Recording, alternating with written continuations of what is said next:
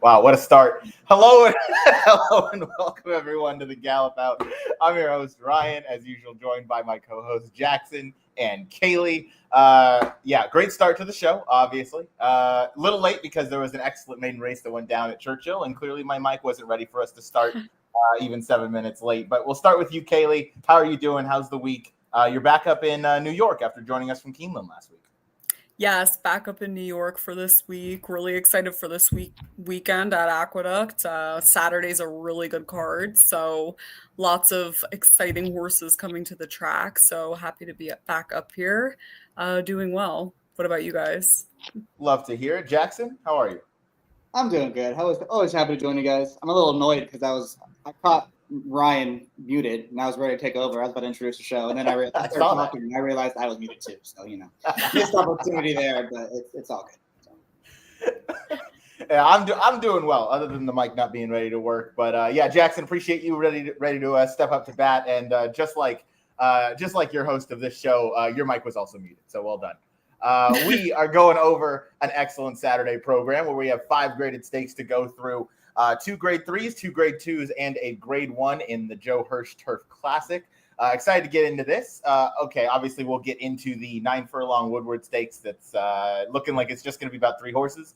Other than that race, Kaylee, we'll start with you. What were your thoughts on the stakes that we're going to preview here? I mean, all the fields came up pretty strong, obviously.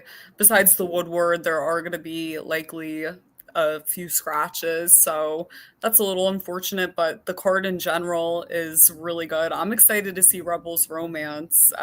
Really cool horse, and I've never seen him in person, so pretty excited to see him up close. I think it's so cool that he's coming to Aqueduct on Saturday. So the sequence in general, definitely, I mean, the stakes races, I thought that, a lot of them came up to be pretty good betting races. A lot of them that I ended up picking ended up being prices when the morning lines came out. So that was also exciting. Nice. I like it. Jackson, what were your thoughts on the stake sequence here? Yeah, I agree. Even the smaller field races, maybe not the Woodward, but the other 2, I thought were pretty competitive for being smaller fields. And I thought you could maybe try to take little shots against the favorites potentially. So good betting races for sure. And so that's excited to talk about them as we get closer and closer to the Breeders' Cup. Or what, 5 weeks out now? 4 weeks? We're getting close. 5 weeks. Oh, right. Yeah. 5 weeks. Breaking news from last week. It was a maybe, but now it's definite. Jackson's headed to Keeneland next week. Peer pressure is a real thing. I got bullied. Yes. I don't want to go at all. I don't. No. Yeah, you absolutely got bullied into going, but that was the right choice. So we're happy you made it. The 3 of us and little bro Maher will all be out there starting next week. I mean, Noah's out there right now. I think he's still at Red Mile, but enough about him. We'll get into these graded stakes. We're going to start with the grade 3 Belmont Turf Sprint. It's going as race number 4. I'll throw the past performances up. I will throw our picks up on the screen. I went 5-4-3. Jackson 1-5-2. Kaylee 3-5-6. As usual, Kaylee, we'll start with you. The number 3 Senbei, trained by Miguel Clement, ridden by Manny Franco. You have this one as your top pick. Yeah, I think this one is rounding into pretty good form. If you look at what Miguel Clement has been able to do with this horse so far, ran him in the Troy, and the horse ran a really good race. I thought just kind of was an unfortunate trip that day, but I think that the horse fits figures wise, and I prefer him over a few others in here. I think obviously the 526 Black is going to be really tough to beat. 2 figures last time out, triple-digit figures there. But I think Senbei can take a step up here. And Miguel Clement has done really good things with a lot of horses that obviously he's now training. I don't think it's even talked about enough. I mean, deterministic, and is now a multiple grade 1 winner. And this one was placed into a grade 2 by him. And I think can take a step up off that effort. So fits tactically as well, looking at the race, and 7-2 is not a bad price on this one either. Yeah, not at all. Miguel Clement's done an excellent job since taking over the training of all the horses of his late father, and Senbei is no exception. Senbei had a really nice win 2 back, and then in the Troy, again, you can kind of excuse that because he ran into a horse who arguably is one of your favorites in the Breeders' Cup Turf Sprint right now, if not the favorite, and bring the band home, who is wicked fast. We'll talk about we'll talk about the favorite right now, and the number 5, 26 Black, before we get to you, Jackson, down on the rail with a bit of a price. We all have 26 Black somewhere. I happen to have this one on top. You guys both have him in second. I just thought off those last two efforts and Pratt staying aboard, where obviously he's going to have, his choice, but this runner is able to be more tactical. He's able to come from far off of it. Last time he was kind of chasing a slow pace, and he ended up winning that one. It was a restricted race, but he made up a lot of ground 2-back in the Grade 2 Troy Stakes behind Bring the Band Home that a few of these are coming out of. Again, he's the horse to beat. I'm going to start this one off with probably a single in all my horizontals that I play. I think it's probably in 3 legs of 3 different pick 5s. So, I'll have this one singled, and we'll build our ticket around 26 Black. This is a horse I've always loved, and a New York bred on top of that in the Open Company. And he always competes well. So I have some love for 26 Black. Jackson, you have a lot of love for the number 1, Live High, Live Low. Go ahead. Let's go back to favorite real quick. I just want to ask you guys, sure. Look, David, the best in business, no doubt about it. I feel like 9-5 though. Are we really going to get 9-5 on this horse? Doesn't it feel like he's going to be closer, like even money in here? I mean, he just beat everyone in this field as a contender very easily. He won that last race by 2.5 lengths. That's a big margin in a turf sprint. Mm-hmm. And in 2-back races, he beat everyone in there that's also coming back in here. He's got 2 back-to-back 100 buyers. It's way faster than everyone else. It just feels like a horse that's going to be. He's way the horse to beat. I have no question about that. Yeah, I feel like you definitely single him, or you don't, you're trying to beat him. I feel like he's going to be even money, honestly. Yeah, he might be a little bit lower than 9-5. I wouldn't be surprised. I think under even money is maybe a little over bet, but I think even money is right around in that range. Mm-hmm. That's a good point, Jackson. All right, we'll go now to the rail horse in your top pick, Live High, Live Low. Yeah, well, like I said, I think 26 Black has beaten all these, and he's beaten them all very convincingly. I wasn't able to make a case for any other horses that are coming out of Saratoga. The only horse I thought was remotely interesting is this gelding right here, Live High, Live Low, making his 3rd start of the year. You look at it last fall at Aqueduct, he was running low 90 numbers as a 3-year-old. He's come back and put in a couple decent efforts as a 4-year-old. I thought the last time at Laurel, it's better than looked on the page. That was legit trouble he had. He was trying to get through on the rail, and it just watching the head on, there was never a space there, and it never materialized for him. He was going to be way closer than the 5-length defeat looks. I just think he's a horse that's rounding into form. He's going to be a big prize in here. He'll be somewhat forward in a race that doesn't have a whole lot of speed, so I like the rail drop for him. I just think if you are going to take a shot against a favorite, you want to do it with a new face that has potentially the highest ceiling of anyone else in the field. Yeah, I like it. You are taking that new face in a race that, if you're not with 26 Black, you do maybe have to look towards that new face. Another one that we'll talk about is the number 6, Bold Journey. You get a nice price on this one. He's been chasing a couple slow paces. Kaylee, you have this one in 3rd. Go ahead and tell your points on Bold Journey and anything you want to touch on with 26 Black that we haven't already. Yeah, if I'm trying to beat 26 Black here, which I am clearly putting the 3 on top, I'm probably going to be using this horse on my ticket, just trying to chase a price. And also it's pretty logical to imagine that he'll take a step off, second off the bench for Mott. If you look at his stats and graded stakes and these types of placements, it's a pretty aggressive placement for him off that last effort, but he ran really well first off the layoff. And this is a horse that came back from overseas, and it took him a little bit of time to round into form. Obviously switched to the turf and ran pretty poorly in the Jaipur, but ever since then, I mean, judging off that effort first off, I'd imagine he'll take a step up here, and I was happy to see he's a pretty big price as well, and there could be more speed present in the race as well that I think could help him out. Yeah, Bold Journey is a very interesting horse. Without going on too much of a tangent, I mean, obviously you go back to 2023, this horse is in amazing form on the dirt and then gets shipped over to Saudi Arabia, finishes 3rd behind Remake and Skelly in the dirt sprint, and then really goes backwards in the Dubai Golden Shaheen, comes back over 3 okay races on dirt, and then Belmont switches him over to the turf, and the first effort was very good. You can excuse the Jaipur, and then he's back to his low mid 90 buyers, and I mean, yeah, as a 6-year-old, I guess he kind of taught him a new trick. Sorry, definitely, and the hard spuns, I mean, are very versatile like that. There's a few horses that Mott has been doing this with, I've noticed, especially at Saratoga.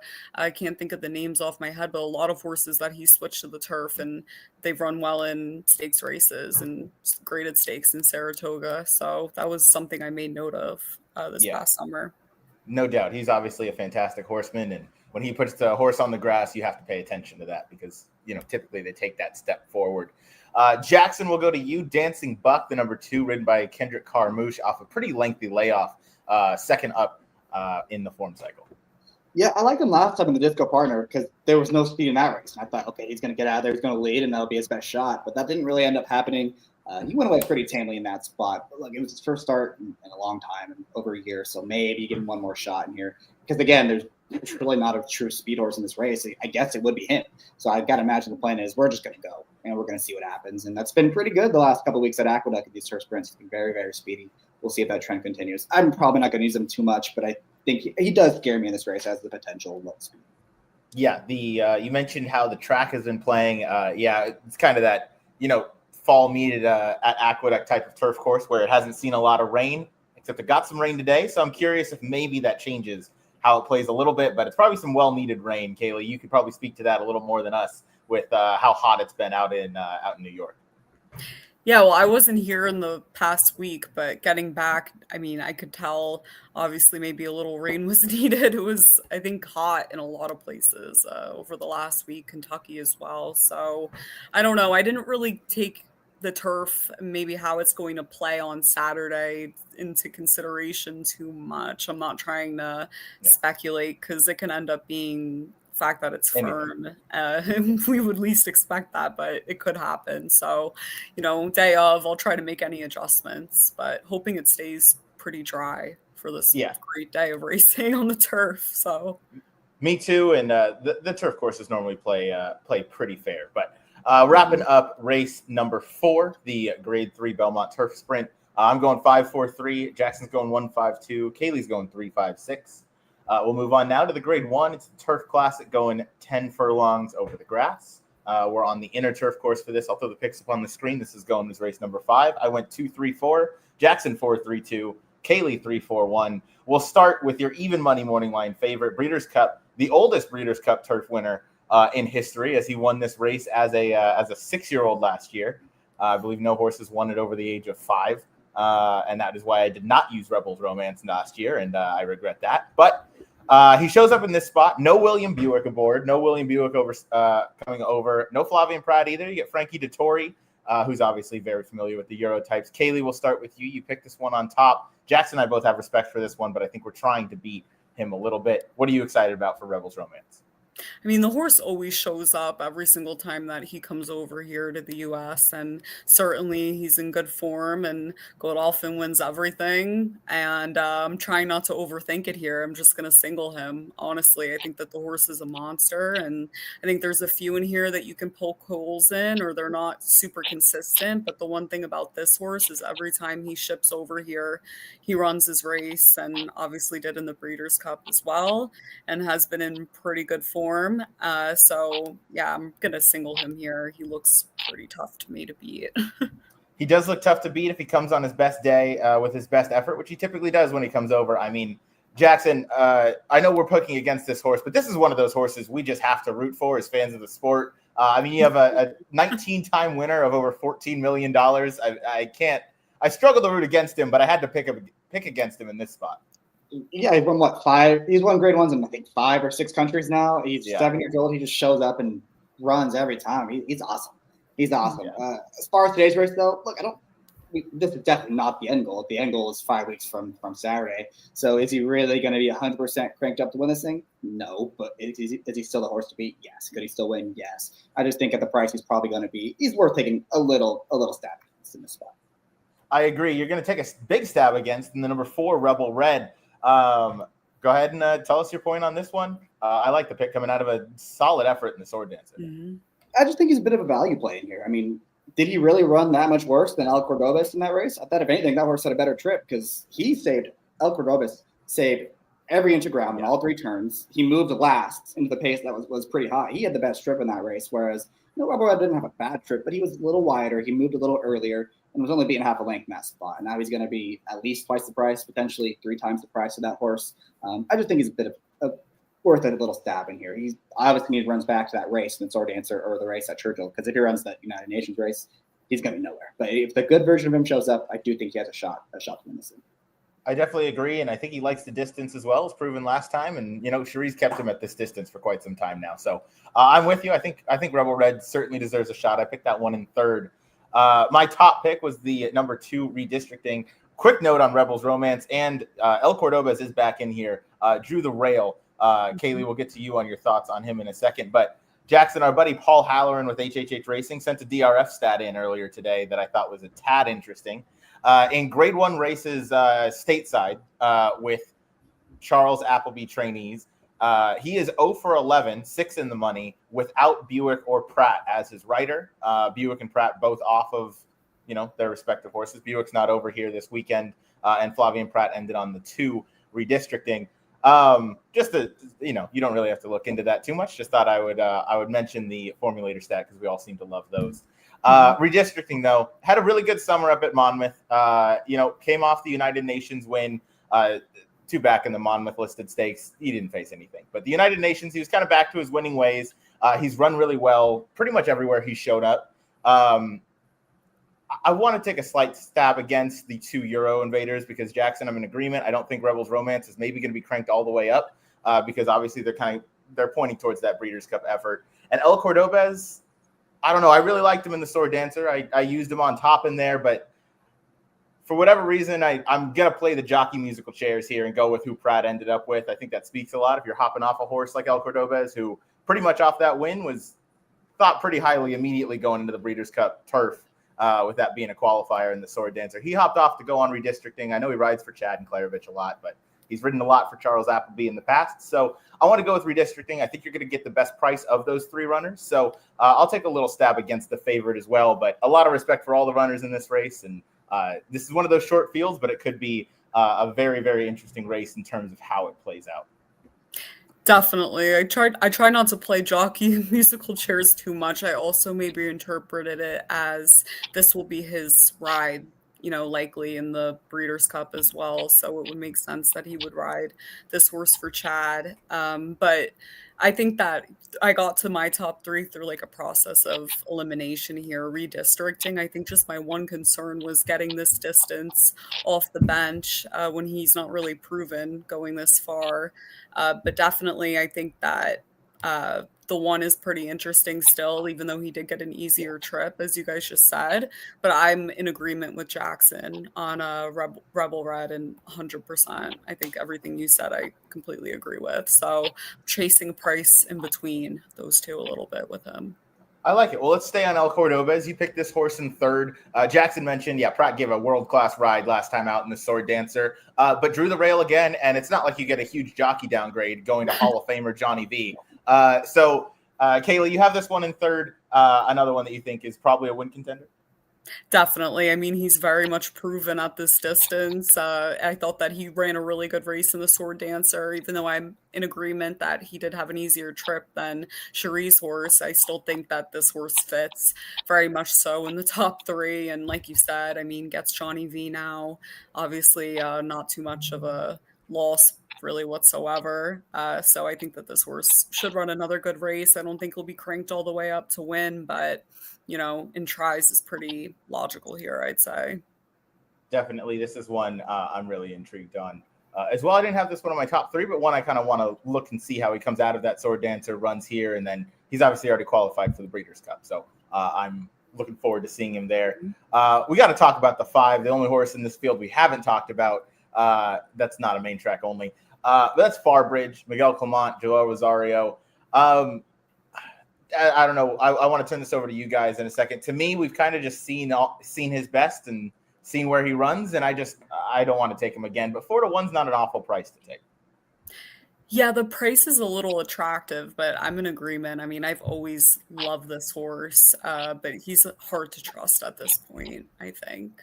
I mean, he was an absolute no-show, and the Sword Dancer is your favorite. So, Jackson, same with you? You just maybe seen enough, or? I just think I don't know how good he actually is. Like, he's taken advantage of really good trips against really soft fields. And the few times he's actually faced legit horses, he has not been able to win. And he's facing legit horses in this race. So at 4-1, I'm not going to use him. Those are all fair points. I also think he maybe likes a little bit of giving the ground. So, that's typically where some of his best races have come. He doesn't seem to, run the best over the firm. But That's race number 5, the Grade 1 Turf Classic. I'm going 2-3-4, Jackson 4-3-2, Kaylee 3-4-1. Move on now to race number 6. It's most likely a 3-horse field. Picks are up on the screen, and we did so well when we all singled the same horse last week in Barnes, who I believe is still somewhere around the clubhouse turn. So let's see if we can bounce back a little bit here. I don't think any of us. Yeah, I mean, I don't think any of us really wanted to pick this horse though. I mean, I would have loved to pick Locked. Listen, if Locked wins, I won't be mad. Just tactically, obviously it's a 3-horse field. I mean, Phileas Fogg is probably gonna be able to run away with it if he does it going 1.25 miles. A 1.125 miles, it's absolutely no problem for him. So I agree. And so I believe it was it David Grenning or David Aragona? One of them tweeted, I think it was Aragona, tweeted about some possible scratches with a lot of these horses being cross-entered, and it looks like it's only going to be a 3-horse field with post time, the number 6 Phileas Fogg and the number 7 Locked. So we'll start with Phileas Fogg. Yes, this horse should get out to the lead and take them all the way around there. He's done it at 1.25 miles before he's done it going shorter. Jackson, any thoughts to add on the 6 Phileas Fogg? And we'll talk about the other 2 runners in here as well. I'm a sucker for lone speed, and this horse is loose as loose can be in this race. And he's got the best recent form, too. So, I mean, he's supposed to win as long as they utilize his speed. Agreed. Again, yeah, Locked. It's weird that we're kind of wondering who this horse is after that. He didn't come back from the big cap, maybe the same. I mean, he's run a couple 96s. Those are both fine. But, I mean, before that, from the Cigar Mile to the Pegasus World Cup and then the Big Cap, those were 3 very good races, and he progressed really nicely. And it was a little unusual to see him take a step back. Maybe he can get back to his form today. Do you think there's any chance, I'll let either of you speak, that Johnny V maybe has this one a little bit more involved early? That's exactly what I was going to say. That's really the one thing. I mean, I do hope, obviously, that a few horses stay in here. It's not like anything's confirmed. I mean, I don't know for sure, but definitely hoping another horse maybe stays in, because I do think that he's just not fast enough to compete with Phileas Fogg's speed. But I do think that he'll try to have him involved early on, and the jockey change certainly kind of hints at that a little bit. Definitely. Jackson, any thoughts on Locked, and would your opinion change if any other horses drew in, or does Phileas Fogg still loose as loose can be? I still think he's the best horse regardless of who stays in the race. If a speed horse ends up staying in here, then maybe it can make it more difficult for him. But, Locke tried to go after him a little bit in that race in the Suburban. He was only a length off of it, or 2 lengths off of it, and he was no match in that spot. So, yeah, I'm all the 6 in this race.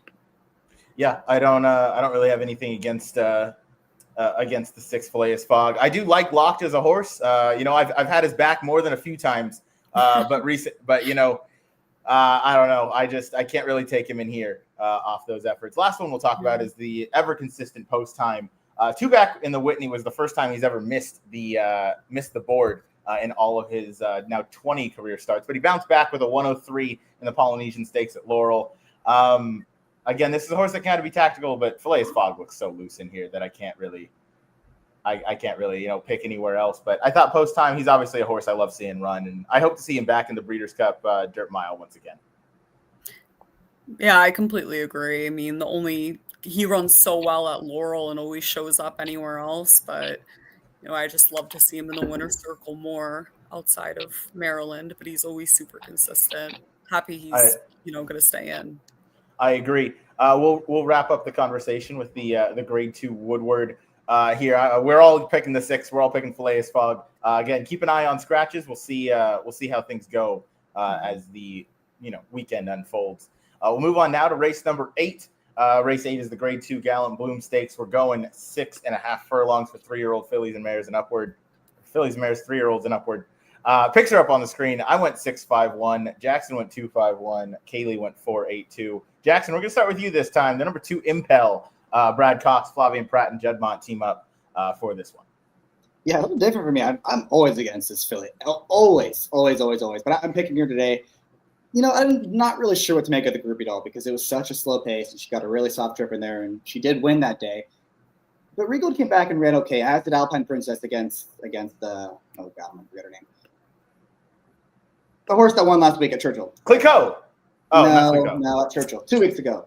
Oh. She won. Oh, man. Older filly. Doesn't matter. Horse came back and won. She's really good. She's good. So that form was validated is the point I'm trying to make. The number was validated. The form was validated. And maybe she just finally turned a corner at this point in her career. They finally figured it out.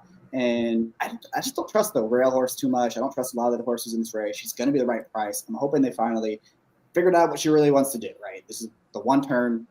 She doesn't want to go 2 turns. She wants to go 1 turn. She wants to be from off the pace. There probably is enough speed to set it up for her.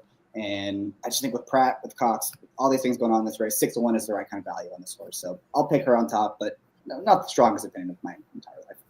I like it. I don't disagree with you too hard there. Royal Spa. Thank you. There Jesus. you go. Oh, yeah. yes. You got it. There you go. You got all this it. work and you just forget. Well done. I'm happy you finally got there. Impel, I gave a long look too. I don't know. I couldn't get too enthused on a lot of what I've seen lately, other than the one number last time out. Let's talk about the rail horse, Our Disaster. I feel like this horse should be loose in here. I picked this horse third. This horse has never been worse than second in 11 career starts, but a lot of those are, either against state breds or optional claimers, but has 4 of her last 5 versus stakes company. She's won 1 of those stakes and finished second in all the rest. Jackson, I know 2 back. We won't talk too much about the honorable mistakes, but outside of that, do you think this loose speed is going to be dangerous going 6.5? And how long do we think that she can hang on for? Jackson, you and I both picked this horse in third. I feel like, again, another kind of second place is maybe looking at her. Well, I'm not sure. Is she really completely loose in here? A lot of it depends on what Senza Parole does. Because if Senza Parole goes lead again like she did last time, which I know didn't work, I'm not sure if that's the plan today. But if she does go to the lead, that doesn't exactly set it up for Our Disaster. And Patricia Ann is very fast, too, from post 3. So is Our Disaster probably supposed to be in front? Yeah, but she was in front her last 2 starts, too, pretty easily. And she ran okay. The 90-91 buyer she earned in those races with good setups, they don't tower over this field. They're pretty much on par with what everyone else is running. So I know she's loose. I know she's potentially loose. I know she's probably going to be the favorite. I wasn't overwhelmed with her chances in the spot. Yeah, no, that's very fair. And you brought up some good points with Patricia Ann being some speed. And then Senza Parole, who Kaylee, you have in second. So I'll turn it over to you. I thought that maybe this horse after last time, failing at whatever that was, like 2-5, maybe they're going to, change in tactics to kind of rating off some other horses again, because I think she might be a little better with a target. Yeah, I think that was also first off a layoff as well. She hadn't run in a year, so I'd imagine that she's going to run pretty well. Especially, this is an aggressive placement for this horse at this point. She's very lightly raced. Certainly her debut figure fits with the field, and I'd imagine she'll take a step up off the last one as well. But I have a lot of interest in the number 4, Scalable, for Pletcher. I think this horse, is going to have a decent amount of speed in the race and coming off a long layoff, but that's even more aggressive for Pletcher. And I found a stat, first off, a 200 to 260 day layoff in graded stakes. He's 7 for 16, 44% Pletcher. So that definitely stuck out to me. I thought that she should get a pretty nice setup here. I have a lot of interest in this one, especially at 6-1, but I think Senza Parole should run pretty well. I have her second, and I also like Jackson's top pick as well here. So, I thought that this honestly was my favorite race of the day. I like it. Yeah, you seem to have a pretty strong opinion with Scalable, and I hope you get every bit of that 6-1, because this is a horse that I think has been kind of dying for that fast pace. And you're right, she does have there is a chance that she gets that pace today coming off that layoff. I think that would only help her going the 6.5 for a long distance. I went with a bit of a price. I went to the 6 all class. Linda Rice, Kendrick Carmouche. I thought this one's also going to kind of sit that right kind of trip off the pace and kind of get the first jump on those late closers. Maybe Scalable being one of them. I feel like she's going to sit a very similar trip to Senza Parole, but she's going to be outside. She'll be in the clear. She's going to have to take a pretty significant step up, but I like those 2 races she's coming out of. Very dominant victory and none to other than company 2 back. And then an okay effort last time out when losing to Our Disaster. But that was a 5-horse field. Our Disaster was pretty loose in there, so I feel like she's going to get a little bit more pace. And I do think the 6.5 is going to make a substantial difference compared to the flat 6. So I want to give this one a chance, especially at the price. Yeah, I thought there was also a possibility she could inject a little bit more speed into the race as well. I know it doesn't look that way too much on paper, but just judging maybe how they're going to want to play this race, and Carmouche is aboard as well, and I think that she could be more forwardly placed than maybe we expect. I think just my one concern was the Lasix, switching off Lasix, but she fits figures wise, and I thought that was a good price to take a look at as well. Yeah, off Lasix could certainly be a concern, but I felt like at 10-1, and the way Kendrick's been riding just past, I don't know, 6 months. Yes, he's just been lights out. So I want to give him a shot at 10-1. That price is right for me. Jackson will be back momentarily as some part of his Wi-Fi or something is cut out. I went with the 5 Sterling Silver. I thought this one was a little interesting just because you kind of get it. This one has excuses in her last 3, excuse me. Obviously last time out didn't love the turf. And I think Mott taking her again right off the turf, in that subsequent race says a lot. Like, okay, we tried that. That I don't think is what she's going to want to do. 2 back in the Johnstone. My main squeeze set such an easy pace in there. Sterling Silver had no shot. And then 3 back. I don't really know what the biggest excuse was, but maybe 1 1/8 is just a touch too far for her because she did have the lead, with about 100 or so yards to go. I feel like the 6.5 is really going to help her in this spot. She's going to need some of that pace.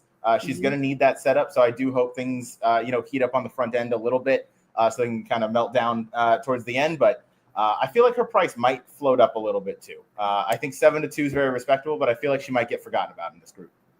I agree. And it's pretty funny. I mean, that you and Jackson both have her in your top 3 and I don't have her. I think she really scarred me. I mean, I was making cases for her in all of her last few races and also betting her as well. So honestly, I couldn't come up with another scenario. But I won't be surprised when she runs well. And especially if you look at her graded stakes races as well, not against state company, just open company graded stakes. She always runs well. So just her being here, I think you're right, is a signal she could be live for Mott. Yeah, Jackson, we're talking about the 5 Sterling Silver, who you also have in second. Yeah, I like her in this spot too. The 2 and 5 are kind of like 1A, 1B for me. It kind of feels like her last. This could be it for her if she doesn't run well. Her last couple starts, like the turf race, she's not a turf horse. We've seen enough of her on the grass. She's not what she wants to do. The race 2 back at Saratoga, they just handed my main squeeze that race. I mean, she was allowed to just crawl on the front end. She was never going to run well in that spot either. And then the race 3 back with 2 turns, 1 1/8, made her usual move, and she ran her 8 furlongs, and then she said no mas. So I think going back to 1 turn is what she really wants to do. She's got plenty of numbers to make her the horse to beat in this race too. If you go back to the 95, 92 strain earlier this year, I mean, that's better than what Our Disaster is running. So if she gets some pace in front of her, getting back to 1 turn, I think there's a lot to like about this mare. And also, she's just really cool. She shows up basically every single time, dances every dance. I hope she runs well in this spot. Me too. It'd be really cool to see her show up once again on a graded stakes stage and get a win. Any others that we need to talk about? I think we just talked about them all. So we'll move on to our last race here. It'll be the Vosburgh Stakes going 7 furlongs. But to wrap up race number 8, I went 6-5-1. Jackson went 2-5-1. Kaylee 4-8-2.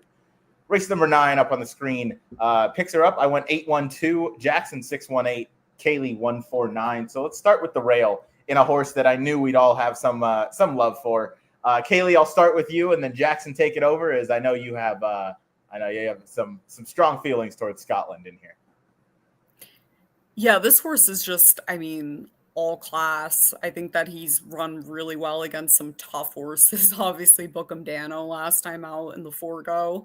Bookham Dano, I believe, is a really, really good horse. And this horse ran a good race against him that day. And I think that he can sit a nice trip tracking right off the pace. I have trust in Junior Alvarado to work out a trip from where he drew. It doesn't really concern me too much. And I think he's Scotland's second choice, I believe so, right? On the morning line, if I'm not mistaken. So yeah. I'd imagine I won't be surprised if he goes off as, the favorite here, but he was one that, stuck out to me like a sore thumb I believe that he'll improve off that last effort. And again, he's just rounding into form. I mean, first off the bench, he ran well that day, switched off Lasix in the forego and ran really well. So I think he'll sit a nice trip and is super live in this race.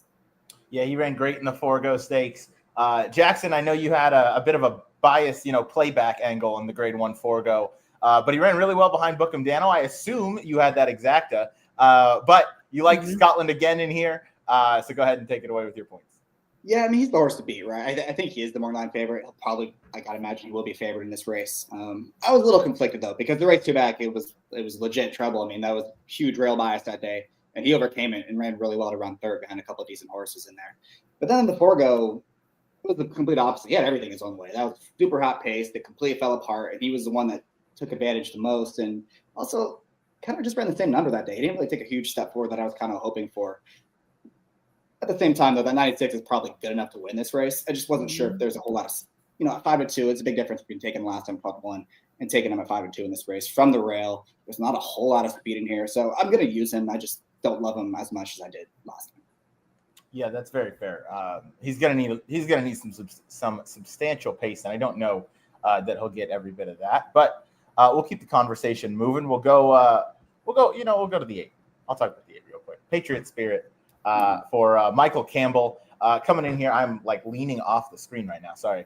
There's a fan somewhere behind me here, and it feels nice because it's like 105 degrees in this room. But the number 8 Patriot Spirit. I don't know. This is a bit of a fuzzy horse for me, but I thought that, drew well towards the outside, has a lot of early gas, and has the ability to finish races really strong too. So I know those colonial races don't always hold up the strongest, but I felt like this one ran well. Derby weekend in the Knicks Go Stakes, finishing a close second, has been, a little touch and go in terms of being on the racetrack, but at least came back last time out at Colonial and ran a good speed figure. I feel like he can maybe take another step forward off of that. And again, I think he kind of drew the best of this group in here. He's going to sit a nice clean trip, and I hope that maybe that makes a difference. I feel like 5-1. That's a fair price, but I feel like he's another one that might get a little bit forgotten about in a spot like this. Yeah, I think that he could get forgotten about a little bit as well. Just a little hard to trust just based on his form, but I thought that was a good price as well. And I thought that also coming in off a layoff that he can inject obviously more speed into the race as well. So he'll play a big role. He should play a big role in here, no doubt. Jackson, we'll go to you. Number 6, Baby Yoda, got claimed for $100,000 last time. $1 million winner. Claimed out of the Belmont barn. You like this one going 7 furlongs, Flying P Stable, and Robert Falcone. Take it away with what you like on this one. Your top pick? Top pick. Yeah, we'll give him a shot in here. We talked about there's really not a whole lot of speed, and the horses that are supposed to take a lot of money here are coming from way out of it. And I think Baby Yoda is going to be able to get that stalking trip that a lot of the horses. He's going to get the jump on the favorites, I should say, because Crazy Mason comes from way out of it, and so does Scotland. Kind of comes from way out of it too. So I'm hoping he can get first run on those horses. Outside of the 8, I mean, I guess Evans is going to go too, light the way. Outside of those 2, there's really not much speed unless Super Child does end up running in here. I think most Delaware horses are not expected to run on Saturday here. But look, last time it was better than look. That race just completely held together. He is the only horse, dude, any kind of running from off the pace. And he did get up to win that day. I think that was a race that's better than it looks. And if he shows up with one of his, out of the blue big numbers, he's going to win this thing. And at 6-1, with the trip he's projected to get, I think he's worth a shot in this race because I just think he's going to park himself right behind those 2 speed horses. He'll just get the first jump on the deep closers, and we'll see what he's got in the stretch. But I do like that Ricardo picks up the mount on him too because we know how aggressive Santana can be. He does. Baby Yoda has that kind of X factor where if he decides to run the best race of his life, everybody else is running for second.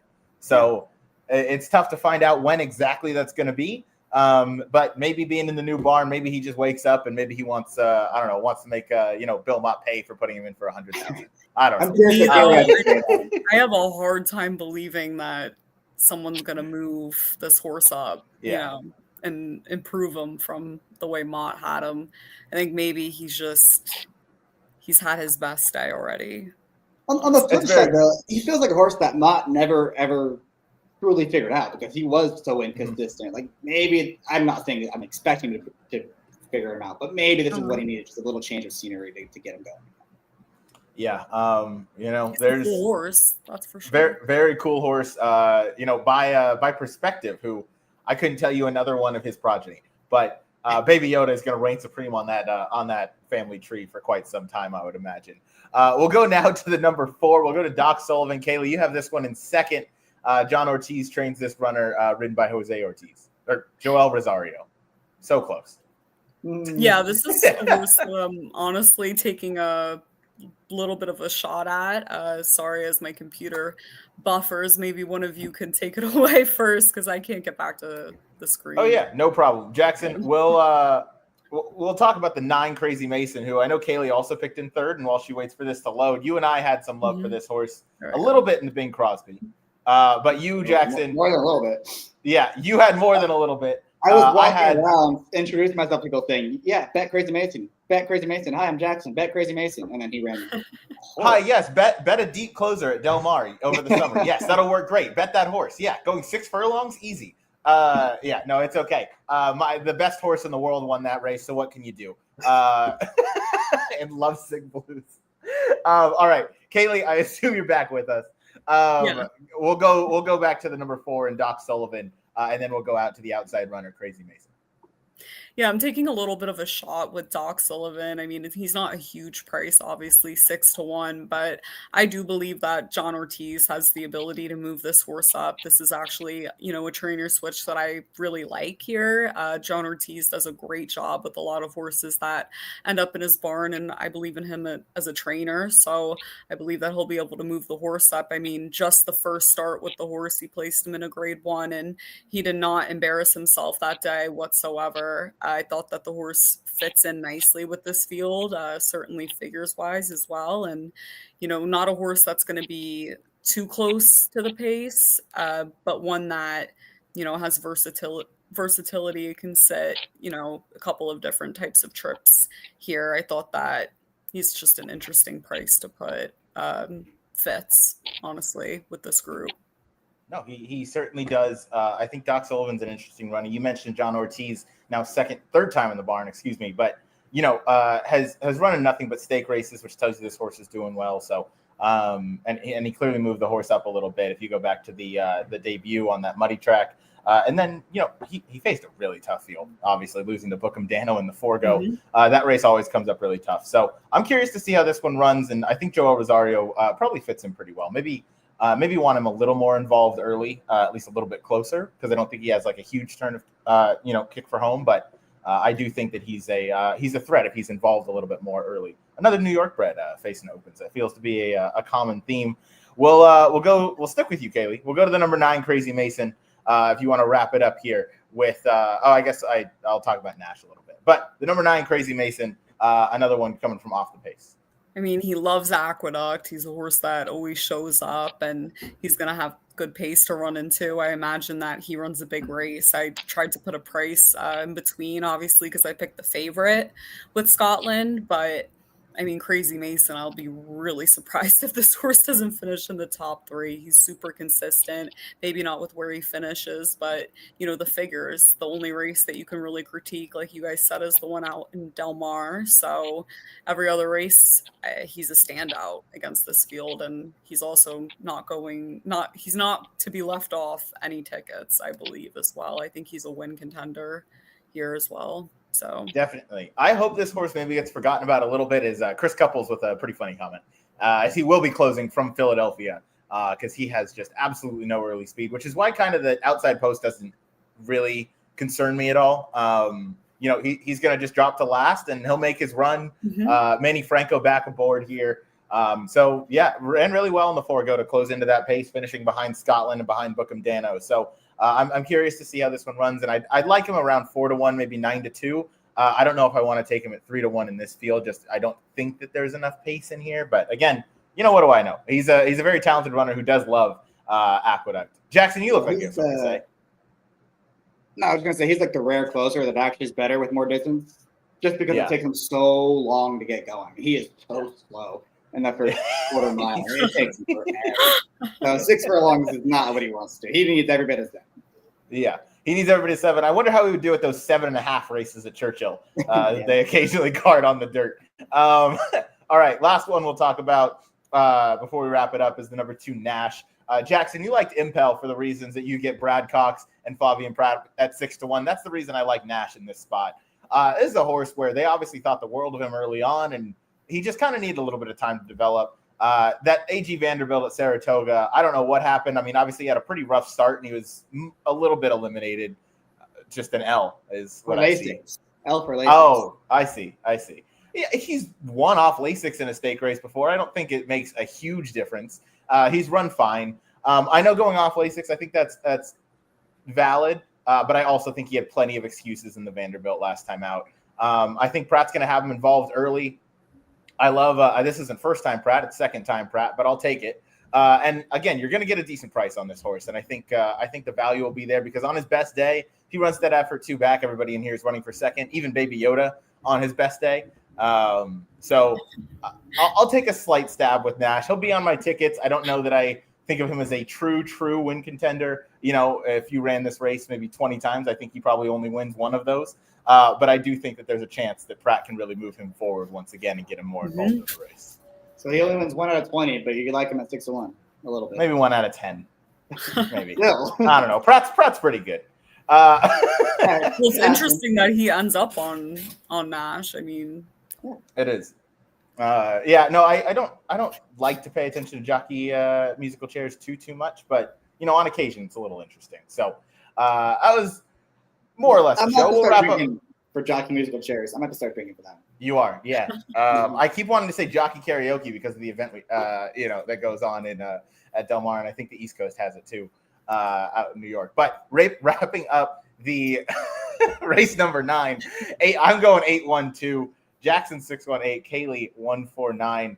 I've been losing it this summer towards the end of our shows because it is just so hot in this room. I'm just trying to drink water. I can't even have a beer anymore because it's just so hot that the beer basically turns into tea. It's all bad. So, Jackson, any parting words from you, my man, before we are all together next week, a week from today-ish, out in Kentucky?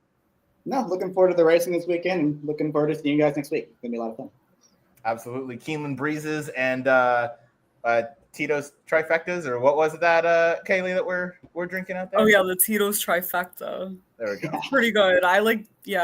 Definitely. But I'm so excited to get out there for opening week. I mean, It looks amazing. I finally saw, the building that they've had covered up. Is it ready? Oh, yeah, it's ready. Months. Yeah, it's uncovered now, and they have the new stalls all set up. So... Yeah.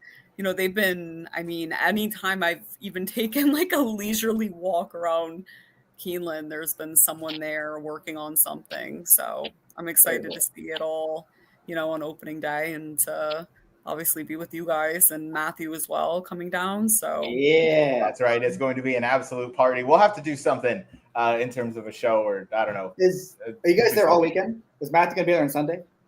Yeah. Definitely. We're gonna watch the Eagles game together. I'm ready now. Oh no! Who do they play next Sunday? I don't know. We gotta get past Tampa first. They always beat us. Yeah, they're gonna whoop you guys.